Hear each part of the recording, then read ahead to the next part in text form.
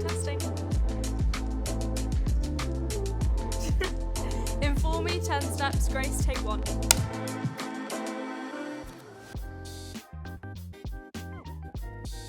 No one ever said running a business was plain sailing, but the last few years, businesses have had it rough. Company failures hit a 30-year high in 2023, and many more are on the verge. But don't worry, we're here to help. I'm Grace Hardy, an AAT licensed accountant who not long ago started my own business. I know the pressures businesses are facing, whether it's managing my own practice or helping my clients to weather the storm. It might be choppy out there, but you're not sinking, not on my watch. Here's 10 steps to stay afloat, based on practical insights provided by leading small business experts.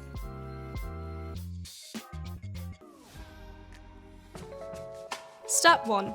Make sure that you get paid. If there's one thing I like to get from work, it's money. As basic as that sounds, making sure you get paid is a job in itself when you're your own boss. We all have our stories of chasing invoices to no avail. Over half of businesses in 2023 have reported seeing an increase in late payments. So, is it time to get the heavies in, or are there other ways to make sure that you get paid? Before granting credit to new customers, carry out credit checks and ask for credit references. Agree terms and get customers to sign a credit agreement because it can help you to avoid payment problems.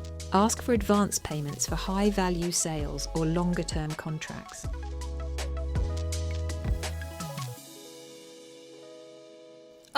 Who signed off this business trip to Ibiza?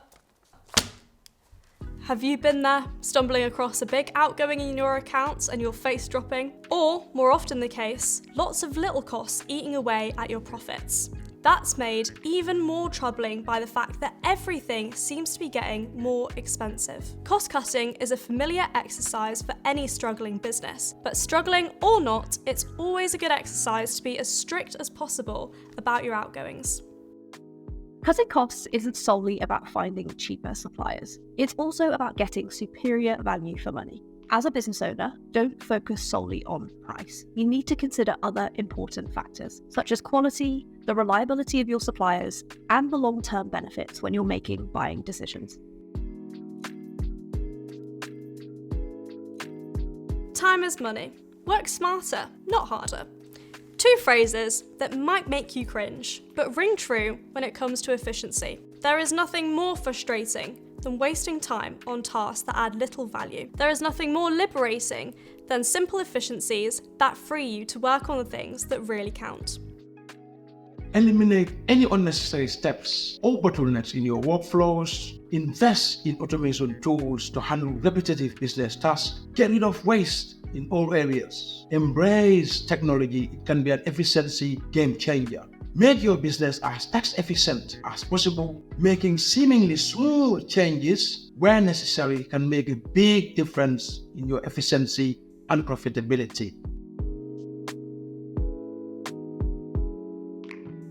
Cash is king, or queen.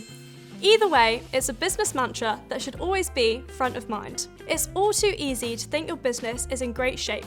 You're generating sales, winning contracts, but if you don't have the cash here and now to pay your bills, then that spells trouble.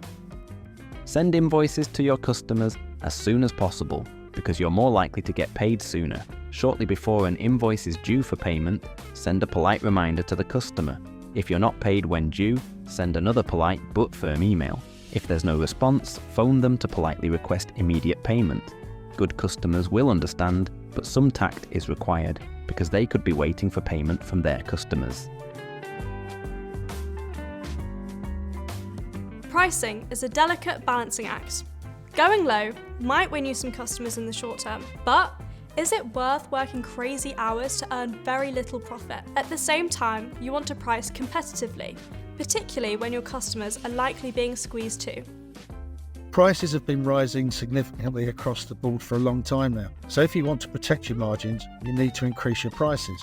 Many businesses are reluctant to do this because they fear losing customers. But if your price increase is justifiable, you're more likely to lose the customers you don't really want. Good customers will appreciate why you've had to put up your prices.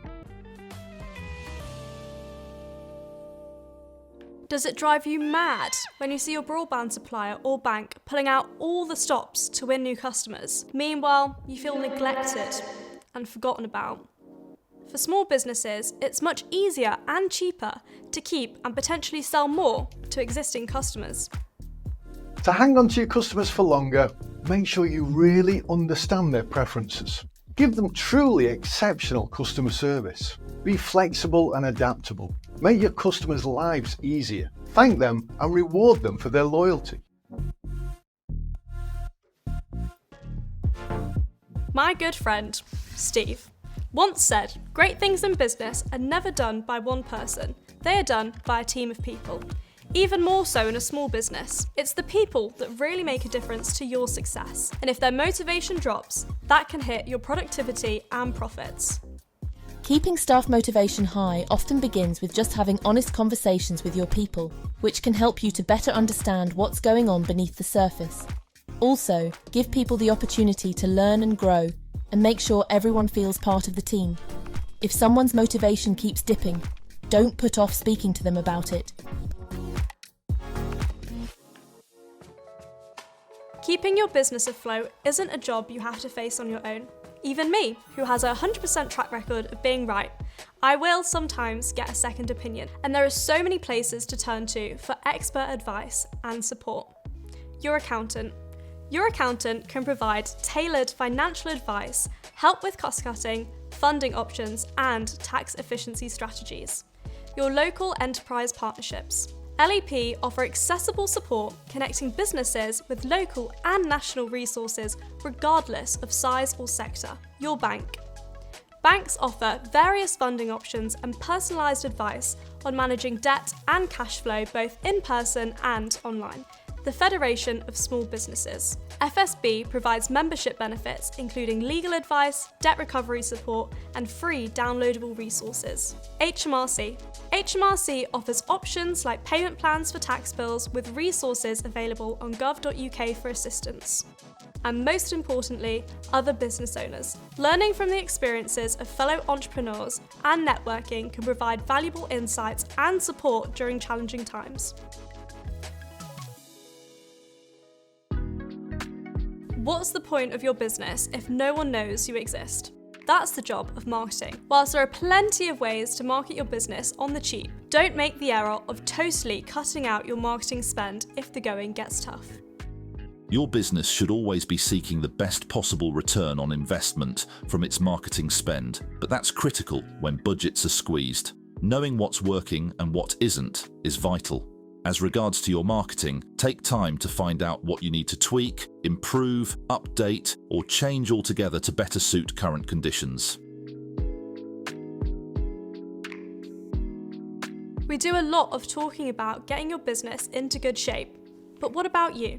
How are you doing? Business owners often fall into the trap of focusing their energy on financial success at the expense of their mental well-being. Continually working long hours can damage your relationships and lead to burnout. It's tricky when running your own business, but try to keep your workload manageable and have realistic expectations of yourself. Take regular breaks too, because it can boost your mood and productivity. Even a 10-minute walk will help you focus better when you return to work. Also, make time for rest and relaxation. It's essential to a balanced life, so build it into your daily routine. So, there's your 10 steps. We've packed in a lot, but there's plenty more to cover. For more advice on keeping your business afloat and discovering a brighter future, visit informi.co.uk. It's great, trust me.